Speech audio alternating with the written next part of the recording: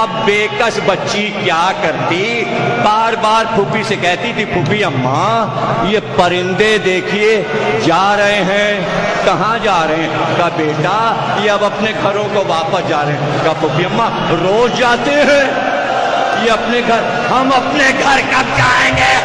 زینب نے کہا ہاں بی بی ہم جلدی گھر چلیں گے، مگر ہائے سکینہ کے لیے وہ دن کبھی نہ آیا۔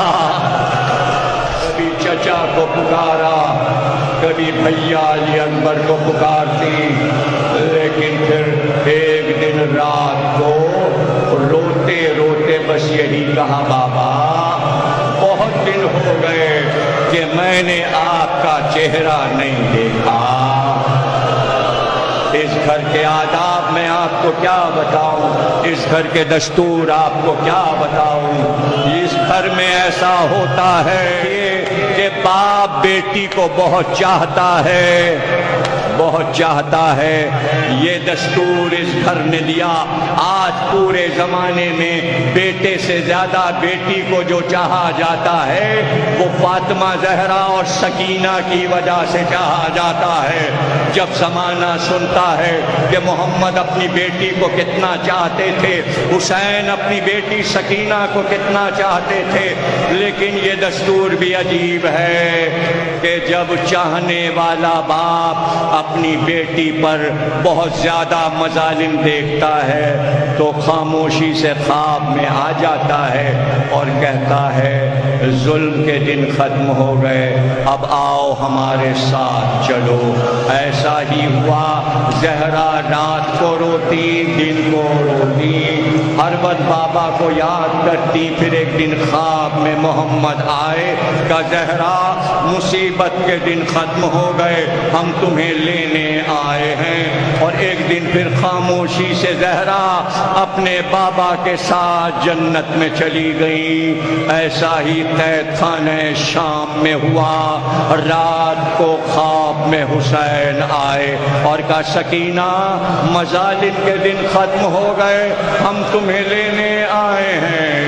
کہتے ہیں خواب سے آنکھ کھلی تو گھبرا کر کا پھوپھی اماں ابھی بابا یہاں تھے، ابھی بابا یہاں تھے، بابا کہاں چلے گئے؟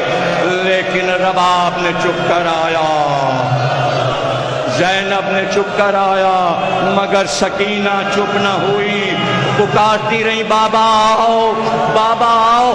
شہید ثالث قاضی نور اللہ شوستری لکھتے ہیں کہ جب سکینہ نے بہت پکارا تو جہاں قید خانے میں حسین کا سر رکھا تھا صندوق کا تالا ٹوٹا، ہوا پر حسین کا سر بلند ہوا اور سر قید خانے کی طرف چلا۔